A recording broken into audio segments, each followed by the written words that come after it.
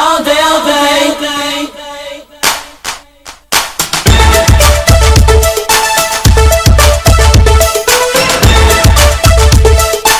Muy buenos días. En esta nuestra séptima sesión de aprendizaje de nuestro diplomado en Política y Legislación Ambiental abordaremos el tema titulado El cambio climático en el Perú y en el mundo, que analizaremos y reflexionaremos sobre la base de las anteriores sesiones de aprendizaje. Con ese marco teórico vamos a estar en capacidad de poder profundizar más al respecto.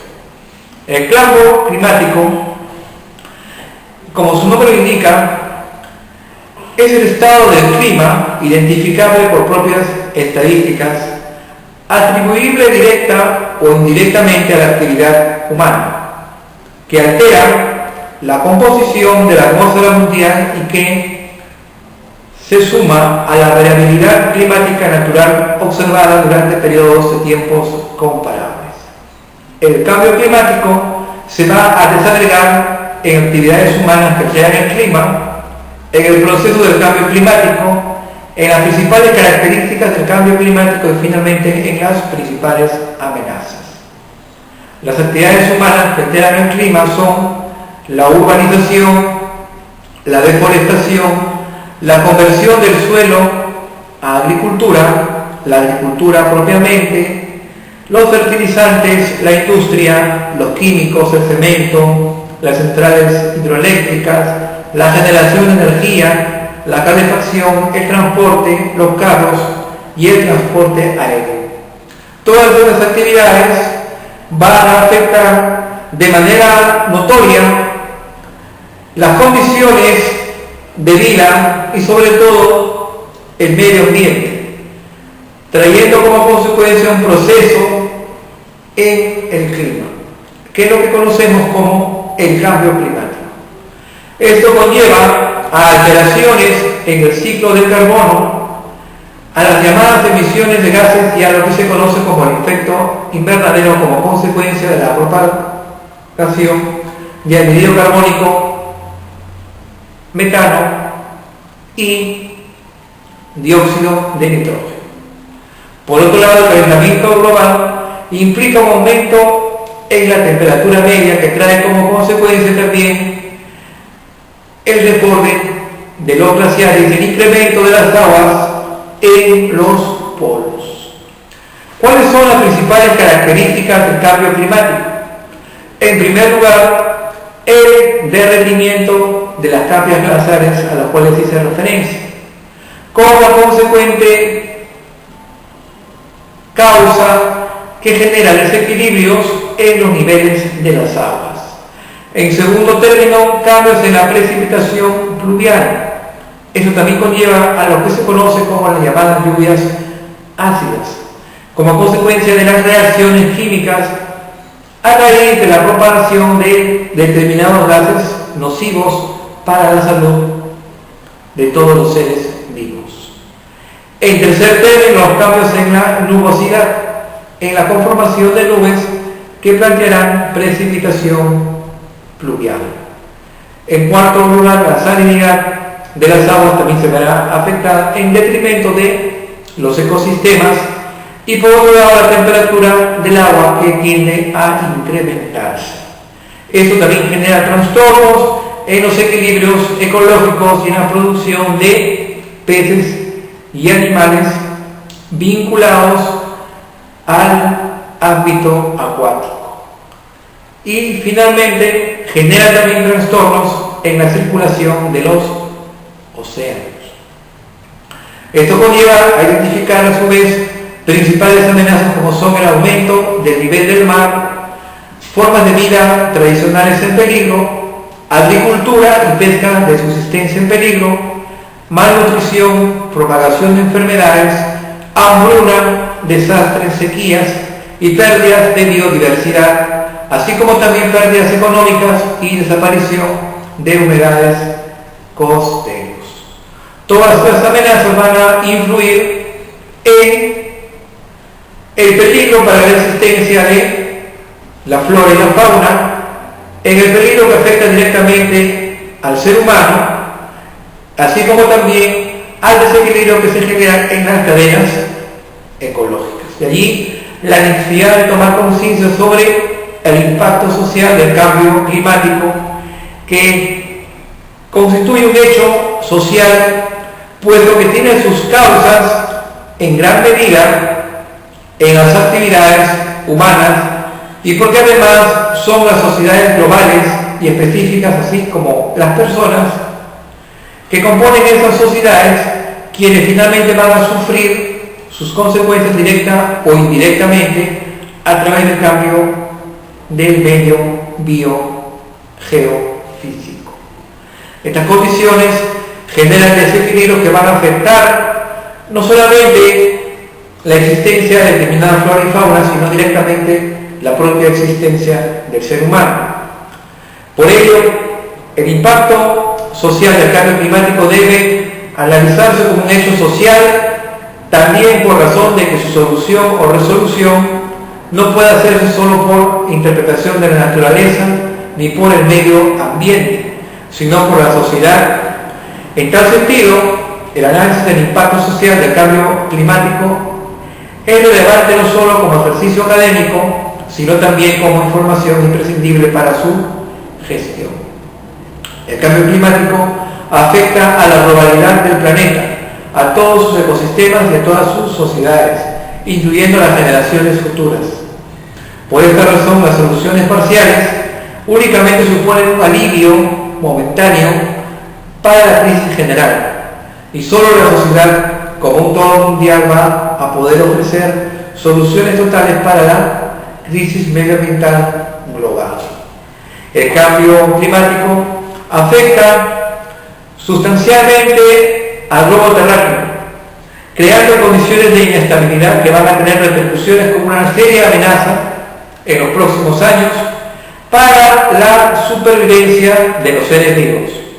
Esto conlleva a que el impacto social del cambio climático tiene dos puntales: el impacto en la salud, que constituye en una seria amenaza que puede llegar a perjudicar de muchas maneras la salud humana, como por ejemplo el aumento de cáncer de la piel. Esto es impacto directo de la emisión de rayos ultravioletas, así como también la presencia de enfermedades endémicas como son la malaria, las diarreas y otras no tan reiteradas como son las cataratas y problemas respiratorios y de desnutrición. Es por ello que una política de salud que atienda estos problemas son claves para la prevención. Y por otro lado, el impacto demográfico, es decir, un impacto en la población que tiene su repercusión en las migraciones internacionales, que han aumentado considerablemente debido a las tasas demográficas, a la alta tasa de fecundidad en los países subdesarrollados y a la fuerte desigualdad en los niveles de renta, así como a la relación comunidad y empresa privada, en donde hay variedad de conflictos socioambientales entre ellos. Ambas repercusiones, tanto en la salud como en la demografía, son consecuencias directas de la mala aplicación de medidas de prevención en salvaguarda del medio ambiente y también como consecuencia directa de la responsabilidad que tienen los países industrializados que no cumplen con los acuerdos como la Convención de Kioto, que salvaguardan el medio ambiente sobre la base de la regulación de gases nocivos.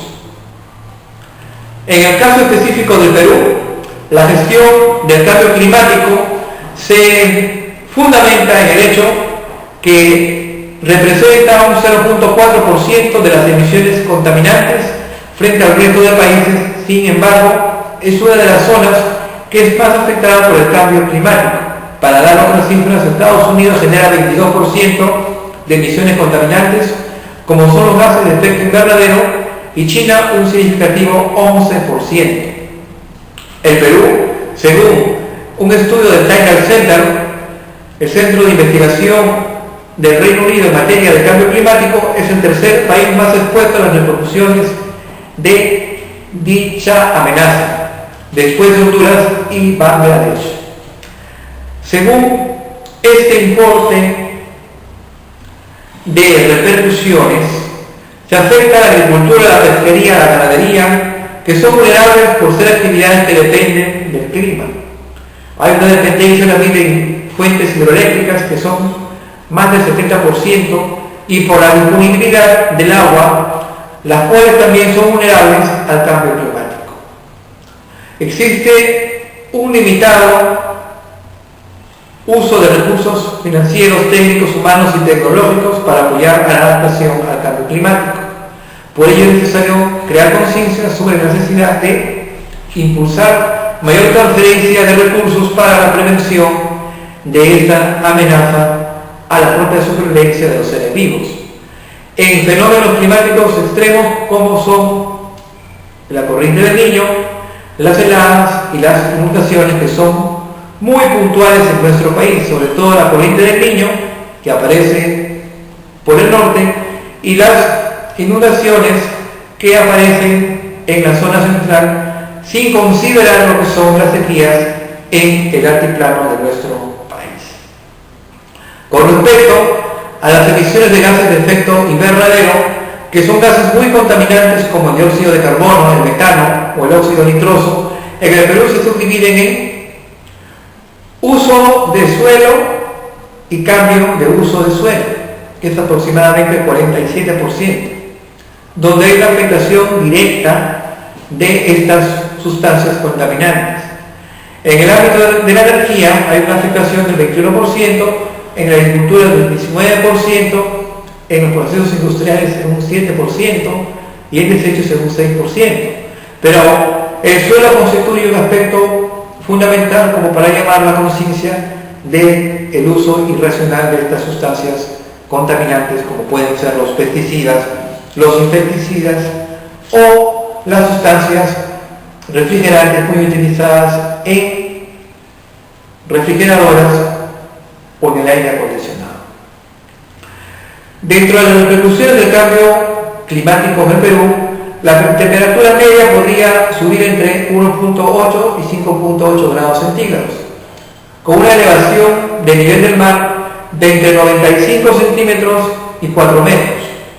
Estas son pues repercusiones que van a exacerbar los fenómenos climáticos, con la consecuente desertificación de los bosques, con la afectación significativa de la biodiversidad. El Perú es un país megadiverso, en el cual existen 84 de 104 zonas de vida o ecosistemas y 28 o 32 climas según la escala Torwald. Esto conlleva a que existe una pérdida de los glaciares en los Andes tropicales y a un estrés hídrico, especialmente en la costa.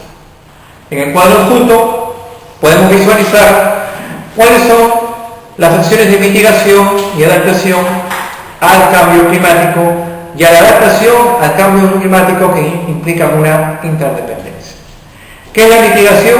Es la acción humana destinada a reducir o evitar las emisiones de los gases de efecto invernadero a la atmósfera o ampliar su absorción a través de depósitos o sumideros. Y por otro lado se plantea una segunda interrogante, que es la adaptación al cambio climático. La adaptación implica modificar el comportamiento, los medios de vida, la infraestructura, las leyes, políticas e instituciones en respuesta a los eventos climáticos experimentados o esperados. Esta disertación incidirá en analizar qué es la mitigación del cambio climático. En esa perspectiva diremos que la acción humana destinada a reducir o evitar las emisiones de los gases de efecto invernadero. ¿Y por qué es importante mitigar? Porque todos los países desarrollados, como aquellos en vías de desarrollo, deben comprometerse a crecer limpiamente y reducir sus emisiones sobre la base de energías renovables, energías limpias. Esto aplica especialmente a los países de economías emergentes, es decir, países en los cuales destacan Brasil, Rusia, India, China o Sudáfrica, que son conocidos como el bloque BRICS, u otros países que también destacan en los diferentes espacios y latitudes y que plantean un desarrollo sostenible, sin embargo, a costa de la proliferación de energías altamente contaminantes. En esta perspectiva, es necesario reducir los gases de efecto invernadero que han sido muy empleados por los países desarrollados. Por ello es necesario que los planes de desarrollo incorporen medidas conducentes a optimizar el uso de combustibles fósiles y hacer más eficiente nuestra matriz energética sobre la base de bioenergía o energías renovables, llámese energía eólica, energía hídrica, energía proveniente de las mareas, las llamadas geotermias o los biodigestores, pero sobre todo reducir la mayor fuente de nuestras emisiones actuales, la deforestación y el cambio de uso del suelo en bosques amazónicos. Con respecto al interrogante que es la adaptación al cambio climático, diremos que implica modificar el comportamiento, los medios de vida, la infraestructura, las leyes, políticas e instituciones en respuesta a los eventos climáticos. Esto conlleva a que se planteen y articulen ciertas necesidades de adaptación propuestas por el MINAM o Ministerio del Ambiente, como son, en primer término, información, investigación y observación sistemática. Se requiere dar prioridad a la generación de información de base como información física, tendiente a formular estadísticas del clima, estadísticas meteorológicas y meteorológicas. En segundo término, fortalecimiento de capacidades que conllevan a que exista la necesidad de realizar un análisis prospectivo y generar instrumentos de gestión del riesgo que incorporen la variable del cambio climático. En tercer lugar, generar políticas macro en el aspecto del marco legal y de los instrumentos, de los cuales una gran parte de las normativas e instrumentos a nivel nacional no consideran aún los impactos del cambio climático, por lo que es necesario que también se regulen estos aspectos. A su vez, es necesario incidir en la tecnología sobre la base del análisis de las necesidades tecnológicas que deben incluir la recuperación y evaluación de los conocimientos ancestrales, de los saberes antiguos que han llegado por vía de tradición a nuestros días, como es el uso de los canales de regadío o de los andenes, que son maneras racionales de utilizar los recursos hídricos. Y finalmente hablaremos del financiamiento, en el sentido que los flujos de financiamiento e inversión que sean necesarios son importantes dada la vulnerabilidad de nuestro país, que como ya lo hemos expuesto, es uno de los países más proclives a percibir las amenazas del cambio climático. El cambio climático en nuestro país se va a plantear a partir de ciertos efectos que se van a tener sobre el retroceso glacial, el fenómeno del Niño y la elevación del nivel del mar. En los últimos 22 a 35 años se ha perdido el 2.2% de las superficies glaciares, equivalentes a 7.000 millones de metros cúbicos o a 10 años de consumo de agua en Lima. En este sentido, se proyectaba que para el 2025 los glaciares del Perú por debajo de los 5.500 metros sobre el nivel del mar habrían desaparecido. Esto podemos nosotros percibirlo en el Nevado de Pastoruri, en el departamento de Ancash, en la cordillera de Huaytapallana, en Junín, en los cuales las nieves perpetuas han dado paso a construcciones pétreas, repercusión ineludible de lo que ha significado el retroceso glacial en nuestro país. Este hecho tendría consecuencias negativas sobre la disponibilidad del agua, de las consideraciones que hemos ya partido, con las consecuentes situaciones de desaparición perpetua de la nieve. Un continuo proceso de desglaciación generaría inicialmente un mayor proceso de circulación del agua en los cauces, luego de lo cual se iniciaría una progresiva disminución, agudización del periodo de estiaje y en consecuencia una reducción de la disponibilidad del agua para consumo humano. Con respecto al fenómeno del Niño, el cambio climático produciría un calentamiento de la capa superior del océano, lo que podría afectar la frecuencia e intensidad del fenómeno del Niño, que aparece hace los meses de diciembre. Este fenómeno climático genera principalmente una gran alteración climática que se manifiesta en las intensas lluvias en el norte y graves sequías en la región altiplánica del sur del país.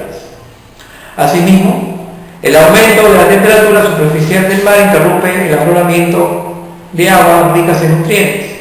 Este fenómeno que trae como consecuencia la riqueza del mar de Grau. Sin embargo, el fenómeno del Niño afecta directamente también los recursos pesqueros y reduce la fijación o captura de anhídrido carbónico que cumple el fitoplancton costero. Así, el fenómeno del Niño está asociado con aumentos de la temperatura superficial promedio que va a afectar al mar por encima de 2 grados centígrados, mientras que los eventos más severos se asocian a aumentos superiores a 8 grados centígrados, con el consecuente malestar y mortalidad de recursos hidrobiológicos. Lo hemos visto en el varado de cetáceos como ballenas y delfines a lo largo del litoral peruano. Otro aspecto a considerar dentro del cambio climático y sus efectos en el Perú lo constituye la elevación del nivel del mar. En esta perspectiva, el aumento de la temperatura global genera cambios térmicos en la densidad del agua, causando su dilatación y en consecuencia el aumento del nivel del mar. Los impactos de una elevación del nivel del mar podrían ser muy perjudiciales para las actividades desarrolladas en las zonas costeras por el riesgo de inundación en áreas bajas, así como en intrusiones de agua salada y desbordes. Bajo escenarios futuros de elevación de 1 metro, se consolidarán playas como la Herradura y muelles como el de Paita, que correrían el riesgo de quedar potencialmente inundados e inhabilitados como consecuencia del incremento del nivel del mar, mientras que las pérdidas potenciales en Lima y en Callao por inundación de obras litorales ascenderían a aproximadamente 168 millones de dólares y las pérdidas por localidades costeras ascenderían a más de 1.000 millones de dólares. Con esta reflexión podemos tomar conciencia de lo que implica el cambio climático en el Perú y con las serias repercusiones en el proceso glacial, en el fenómeno del Niño y en la elevación del nivel del mar. En ese sentido es necesario que nuestra clase política tome conciencia y que identifique el cambio climático como una nueva amenaza contra la seguridad nacional, pero también que existe una política de Estado, como bien está contemplada en el Acuerdo Nacional del año 2002, que garantice la salvaguarda de nuestro medio ambiente y que los diferentes gobiernos recurran a esta política de Estado como proyección de los nuevos gobiernos, garantizando la reafirmación de recursos y fondos para la prevención de las repercusiones del cambio climático en nuestro país. Con esta última reflexión me despido, no sin antes invitándolos a seguir cualquiera de estas inquietudes sobre la base de vuestras interrogantes que pueden formular dentro del ánimo de este diplomado que tiende a dotar de herramientas básicas para poder interpretar un poco más la política y la legislación ambiental en nuestro país. Mi nombre es Alain Segarra Sur, docente universitario, director de la revista Inteligencia, que ustedes pueden consultar gratuitamente en www.inteligencia.com.p, siguiéndonos por el Facebook y por el Twitter, invitándolos asimismo a nuestra próxima sesión en que abordaremos el tema gestión ambiental en el Perú. Hasta una próxima oportunidad y muchas gracias.